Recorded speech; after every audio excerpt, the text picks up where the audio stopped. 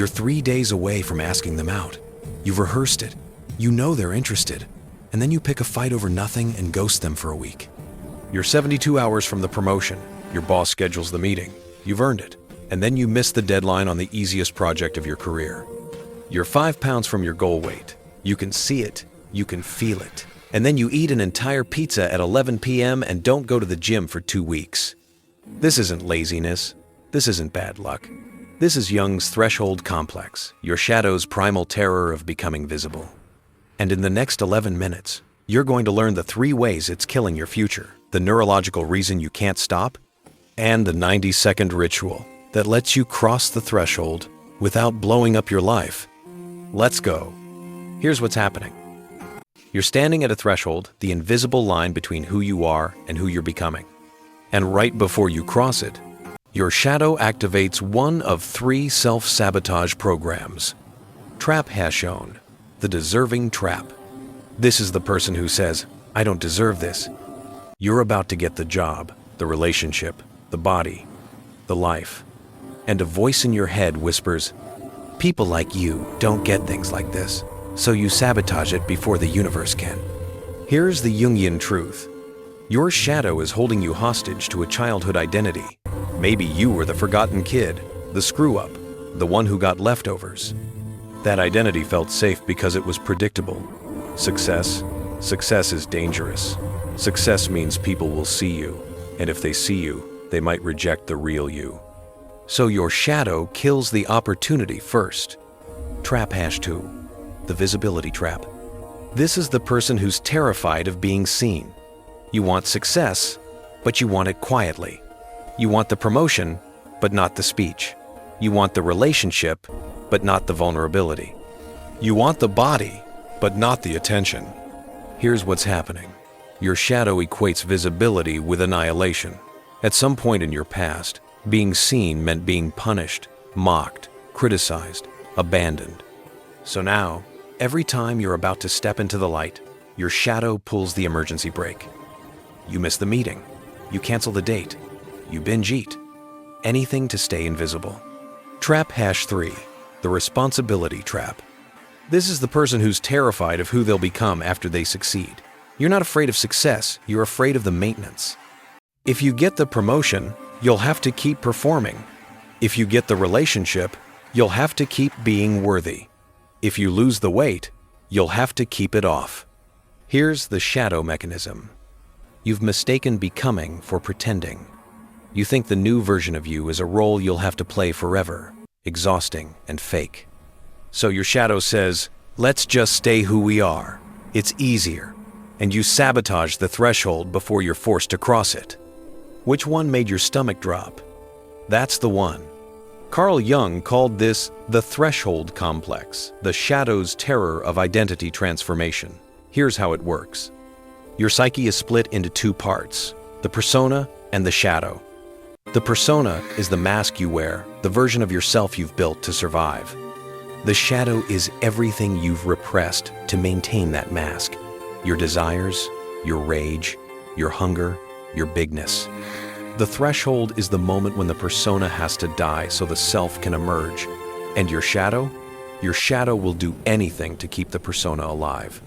Here's why. The shadow equates identity change with death. Think about it. The last time you transformed, something had to die. Maybe it was a friendship that couldn't survive your growth. Maybe it was a version of yourself you'd been performing for years. Maybe it was the safety of being small. Your shadow remembers that death, and it's convinced that crossing this threshold will kill you too. So it possesses you. Right before the breakthrough, it floods your system with panic. It whispers, you're not ready, you'll fail, you'll be exposed, and then it hijacks your behavior. You pick the fight, you miss the deadline, you binge eat. You don't even realize you're doing it, because you're not. The shadow is. This is what Jung meant by, until you make the unconscious conscious, it will direct your life, and you will call it fate. Here's how you know the shadow is in control. You self-sabotage right before the win, never during the struggle, always at the finish line. You feel relief after you sabotage, like you just avoided a car crash. You can't explain why you did it. Your conscious mind is genuinely confused. You repeat the pattern at every threshold. Relationships, career, health, doesn't matter. You wake up 6 months later in the exact same place, wondering why nothing ever changes. This is threshold possession. Your shadow is running the show. And until you name it, it will keep killing your future. Let me show you the data. Study has shown. In 2023, researchers at the University of Basel in Switzerland studied 847 people attempting major life changes, career shifts, relationship commitments, health transformations. They found that 68% experienced self-sabotage behaviors within 72 hours of the anticipated change.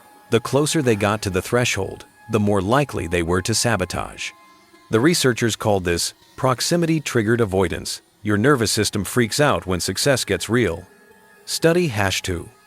A 2024 study from UCLA with 1,203 participants found that people with avoidant attachment styles, those who learned early that closeness equals danger, had a 3.7x higher rate of self-sabotage in SEN. Relationships and career advancements. The mechanism? Their amygdala, fear center, was hyperactive during positive anticipation scenarios. Translation: success triggers the same brain response as a threat. Your shadow isn't being dramatic. It literally thinks you're about to die. Now here's the real story. Last month, a subscriber named Jasmine sent me this. I did the 2:17 p.m. protocol for 5 days. On day 6, I got the email about the promotion. I didn't sabotage it. I didn't pick a fight with my boyfriend. I didn't scroll TikTok until 3 a.m. to avoid the call. I just crossed. For the first time in my life, I didn't blow it up.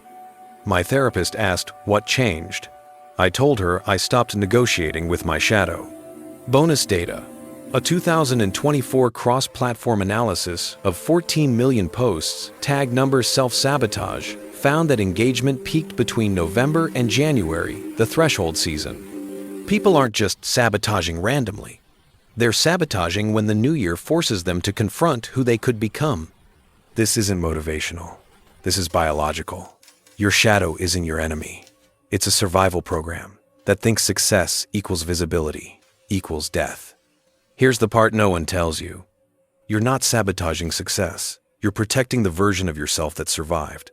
Every time you blow up a relationship, miss a deadline, or binge eat before the goal, you're not weak. You're not broken. You're loyal. Loyal to the identity that kept you alive when you were powerless. The broke version of you didn't have to perform. The single version of you didn't have to risk rejection. The overweight version of you didn't have to be visible. Those versions were safe. And your shadow? Your shadow loves them.